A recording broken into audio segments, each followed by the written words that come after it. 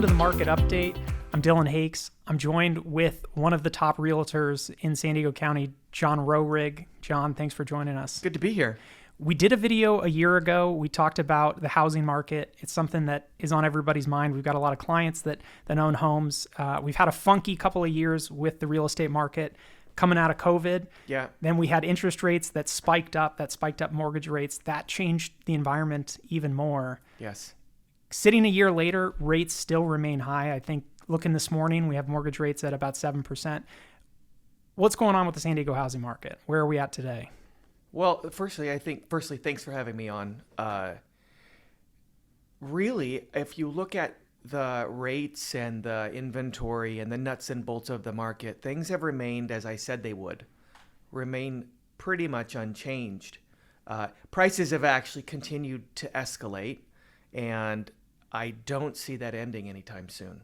So you did call that. When we were a year ago, we sat and we looked at inventories being at all-time historic lows a year ago. Right. Today, they sit, I think you mentioned it, but pretty much in the same spot, incredibly low. Incredibly low. You have a bunch of people who have 2 and 3% mortgages, right, not particularly incentivized to leave those homes. Right. And so for that reason, and obviously a huge demand of people wanting to get into San Diego, inventory hasn't gone up at all. No, I mean, I think you touched on one of the key factors, which is people don't want to leave their low interest rate mortgages. So those people, unless they absolutely have to and they have the ability to, aren't moving. So all of that inner county movement is gone, right? And then you have, on the other hand, that we just talked about a minute ago, you have a lot of people who have homes, maybe people aging out where the kids are gone, and they have homes that they don't need, but there's no benefit.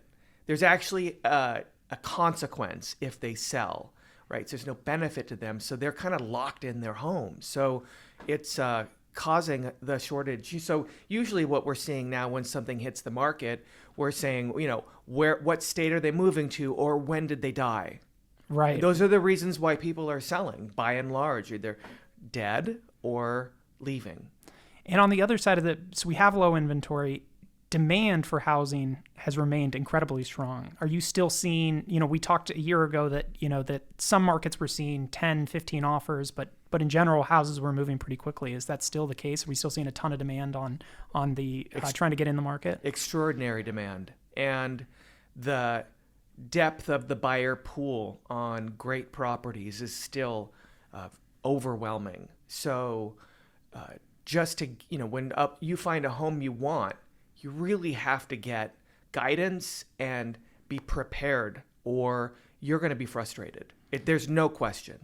Where are you, what are you seeing out of the composition of buyers? We talked about in our office the idea that there might be some people moving in from San Diego. There might also be some people that are buying non-primary. There could be international buyers. Is there a trend there that you're seeing that's, either upticking or has moved around at all? Sure. Yeah. So international buyers have always been a strong pull for San Diego. After COVID, now we have national buyers that are an equal, maybe 200% more than the international pull. So now you have this group of buyers with deep pockets and the ability to act fast, and they don't need financing in many cases. So they're coming in and they're just saying, what does the number have to be? And that's what you have to compete with. So what do you say to, one of the conversations and things we hear all the time, and I'm sure as a realtor you hear it a lot, which is that people, reflect on the fact that prices in San Diego are just too high and that it's, it seems either a bad time to get in or something like that. What do you say to those people who are waiting on the sidelines, who think, waiting for prices to come in? Well, how's that going is what I say, right? So those people we call those people renters, right? It's not derogatory.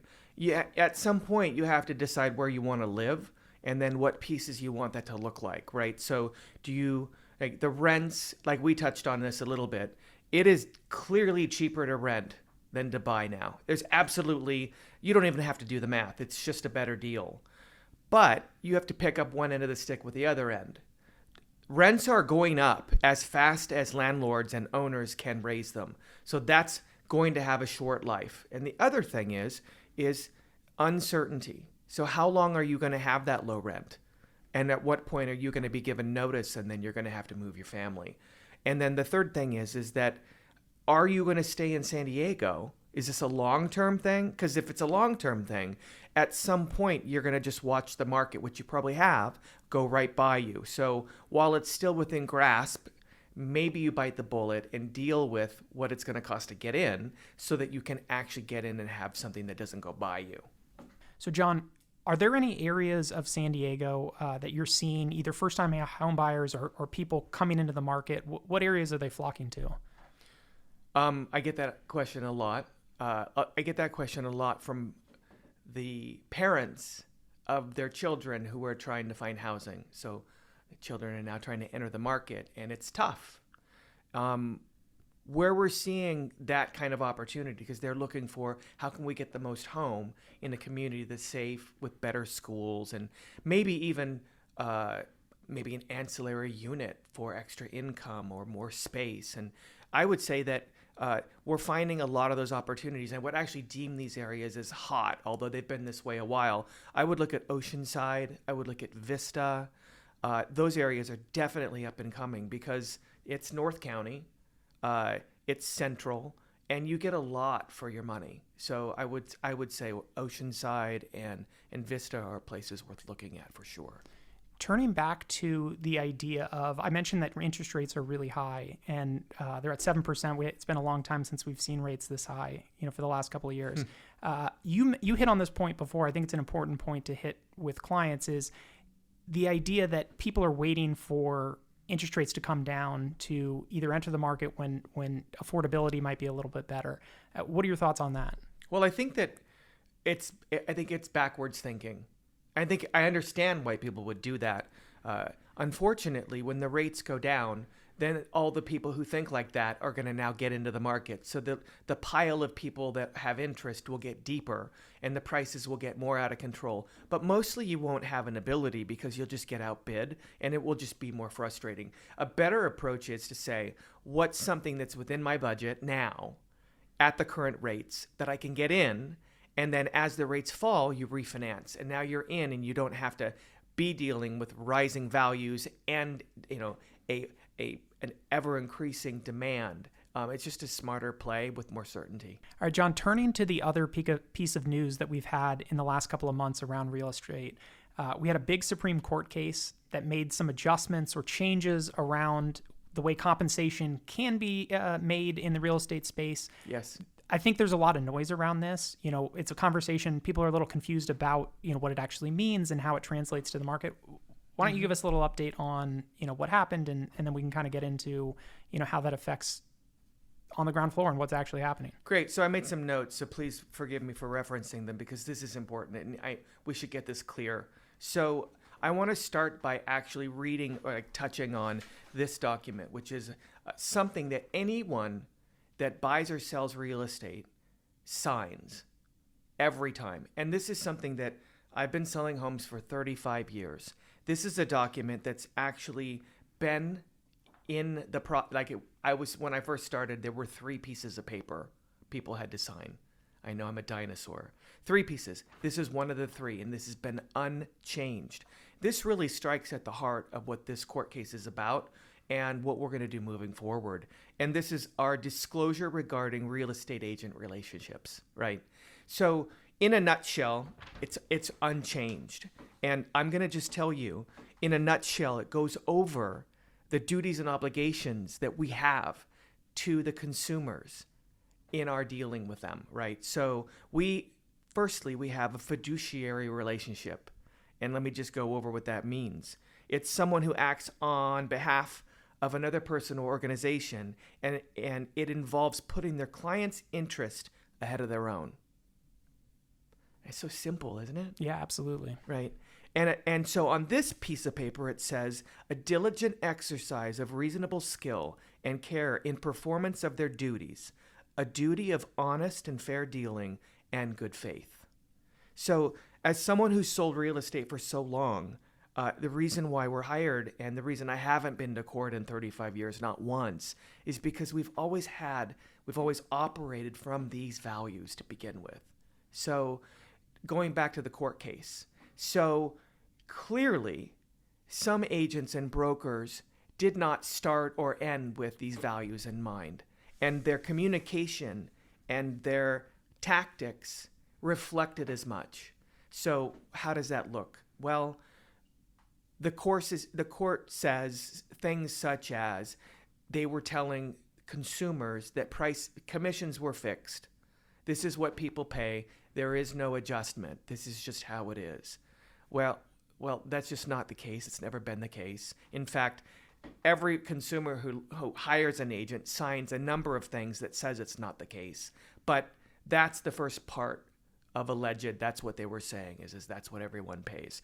And then the other piece is that brokers and agents were saying to their buyers that what they pay is nothing, and the services are free when you work with an agent as a buyer. Now, technically, that's true, but the net of it is that the commissions have always been built in the sales price, right? That's how it's always been. So that's the nut in a nutshell. That's what's happened, right? So nothing has changed. Nothing's changed in terms of. Yeah, go ahead. Yeah, no, I was just going to hit on the idea. So I know you mentioned that there was the Supreme Court, ruled that some components of the way the rules worked with commission have been adjusted.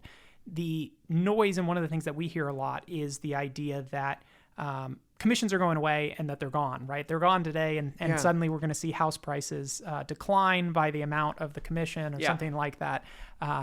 Our view is that that's not very realistic. That's obviously pretty unlikely that that's going to be the case. But is there is it true that nothing's changed at this point? Is there, have we seen an uptick in buyers looking to pay? Because the alternative to paying a commission or paying a buyer's commission out of the price of the home is paying out of pocket. And that's money that they have to come up with that's in addition to their down payment. Yes. And so are we actually seeing that in the market? Are we seeing buyers come and say that they want to pay you hourly or try to do some sort of contract work? Look, let's just agree on an understanding that everyone's always going to do what they feel is the best approach to get the best outcome for what they're trying to get done, right? So as a buyer or a seller, if a seller could actually save $1, one nickel, and actually do something different than that's always been done, not only will they, but they should.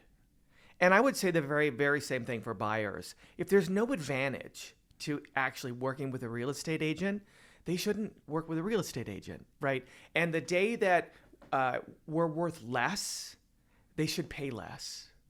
Right. So there's no confusion here. The reason why we exist as an industry is because, generally speaking, for as long as I've been selling houses, people are better off involving us.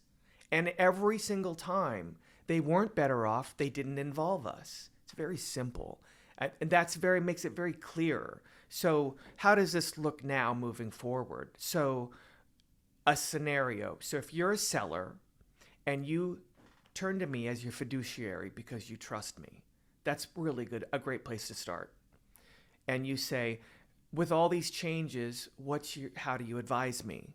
How I would advise you is I would say, well, you want to get the most for your property, which means we want all of the buyers to come, correct? And you'd say yes. And I'd say, so we want to actually make sure that every buyer represented with an agent gets to come.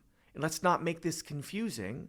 Let's just agree we're going to pay that commission because you're going to actually net more money and have a better experience to do so. Are you with me? Absolutely. Right. No, I think that makes perfect sense. That's the structural change. Now, before, they just said, my commission's 5-6%. We're going to pay the buyer agent from that, but here's where it is, sign. And then they would post that on the MLS. This is what we're paying the buyer's agent. The buyer's agent knew. And that will be a change. So now when we're consulting with the seller, we will say, that's not changing. The fee will still remain the same, generally speaking. That's not fixed, right? Right. It's changeable, but it will remain, the structure will remain the same. So here's what the cost will be. And as buyers and their agents come in, we will have a conversation or communicate. Here's what we're offering you. Right. Absolutely. I think that's a great point, because what you're hitting on is the idea that if you are representing a seller of a house and they have the optionality about whether to fix it or include it, or there's some flexibility there. Of course. That your professional recommendation is absolutely that you would offer the commission, because the idea of how many more buyers you're suddenly going to bring into the door, a 2%, commission or something like that would be relatively easy to be made up in a higher bid. Every time. And if it wasn't, again, we wouldn't exist with the structure and the business as it is. So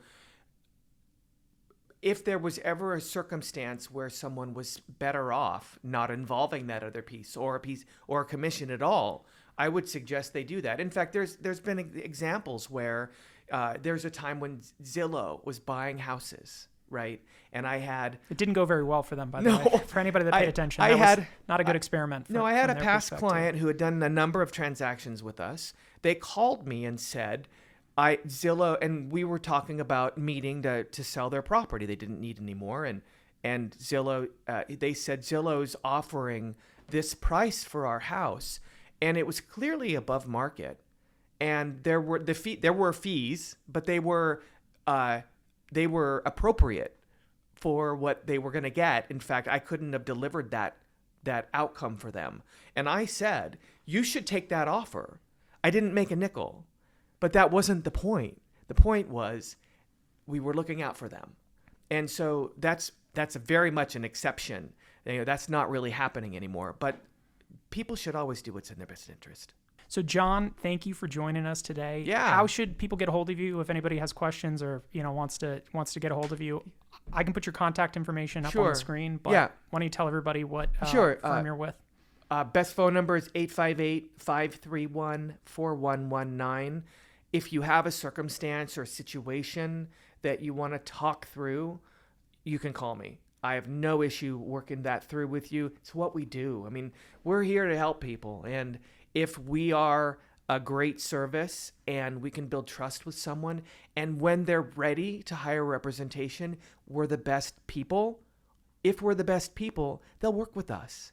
And if we're not, they'll do something else, and we can totally live with that. So I appreciate you having me on the show. Thanks so much, John. We'll see everybody next time. Bye.